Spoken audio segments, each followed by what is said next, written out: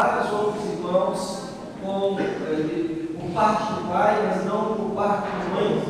E José, ele estava sempre ao lado do pai, e o pai não tinha, digamos assim, como um mensageiro ou uma pessoa que olhava para os irmãos e sempre estava verificando o que os irmãos estavam fazendo ou não, como os irmãos estavam cuidando dos bens, da propriedade do seu pai.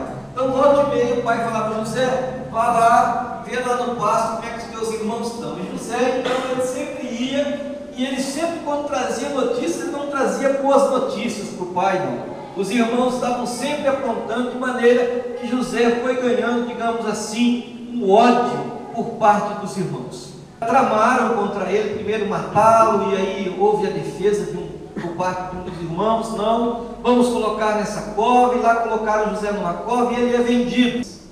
E dessa forma José vai parar aqui na terra do Egito, na casa deste homem chamado Potifar, desse oficial aqui de Faraó, um dos líderes de Faraó. Ele para ali naquele lugar, ele é comprado como escravo, e aí nós acabamos de ler essa história falando deste homem que vai prosperar na casa do seu senhor, ou seja, na casa do seu dono. Ele está ali como escravo, e mesmo como escravo ele atinge muita prosperidade.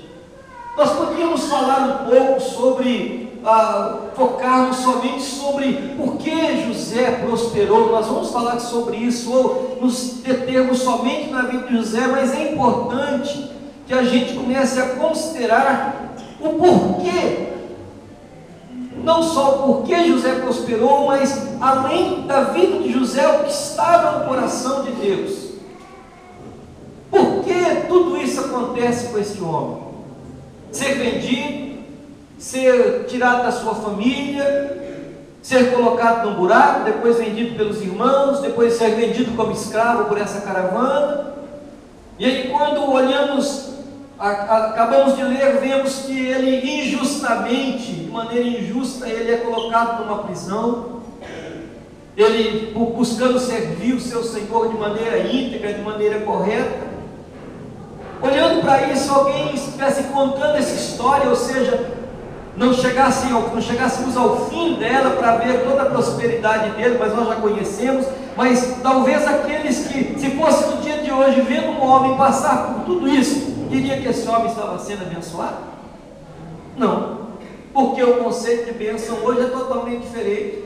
Se ouvíssemos alguém aqui sofrendo, testemunhar que está sofrendo, que foi vendido, que foi escorraçado, que ficou longe da família, que foi injustiçado no trabalho, diria assim: ó, esse homem deve ter algum pecado, porque o bicho está passando uma magrela miserável.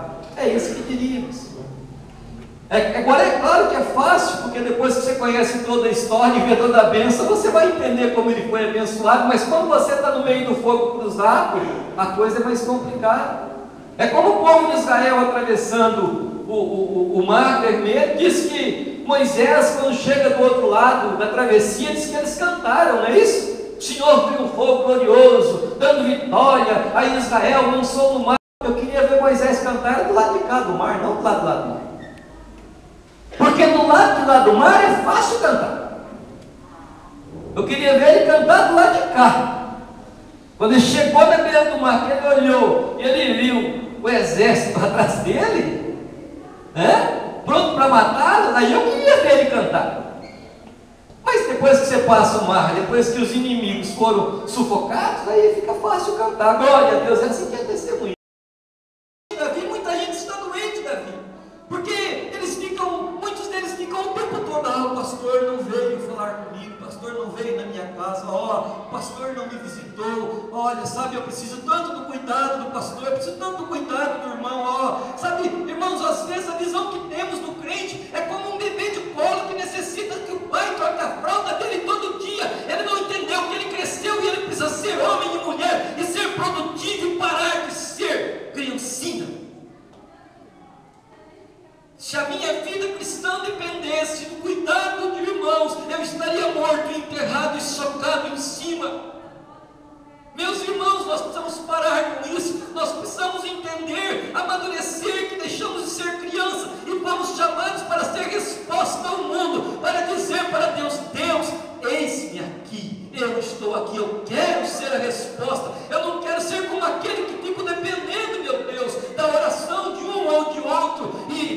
ser coitadinho. Não, meu Deus, eu preciso ser resposta para um mundo cansado. A gente precisa parar com isso, meus irmãos. Precisa parar, porque vai criando como que um desespero. Somos como que, digamos assim, fomos enviados, como que contratados para cuidar. A gente cuida de filho até que filho cresce. Depois que filho cresce, ele tem que se tornar pai, e ele tem que cuidar de filhos, ele tem que gerar filhos, ele tem que ser maduro, ele precisa deixar de ser criança. Precisa deixar de ser criança. Ele precisa parar de depender da bênção do outro, da oração do outro. Ele é sacerdócio real, ele é filho de Deus, o Senhor é com ele, o Senhor está nele, habita nele. Deus responde às orações dele. O que ele precisa fazer é se colocar diante de Deus, ser Deus. Eu quero ser resposta para aquele que ainda não te conhece. Sabe, amados, a primeira coisa é entender que Deus era com José. E o fato de Deus ser com José, independente do lugar que José estava ou estava vivendo, Deus estava cuidando dele. A outra coisa que a gente olha e vê nesse texto, e que nós vamos aprendendo, é que José, ele agia com integridade, independente da circunstância ou da oportunidade. Estou apaixonado cada vez mais por ti, Senhor, tu és incomparável, teu nome é maravilhoso. Leva-me além, leva-me além.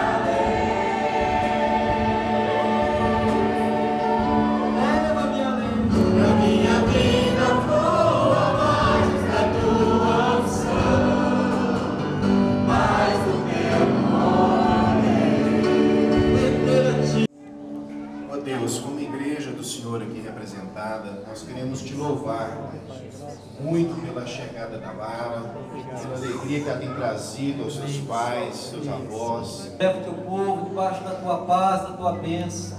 Que a graça do Senhor Jesus, o amor de Deus, as ternas consolações do Espírito do Senhor seja sobre toda a igreja do Senhor, hoje e sempre. Amém, amém. Visitante, muito obrigado.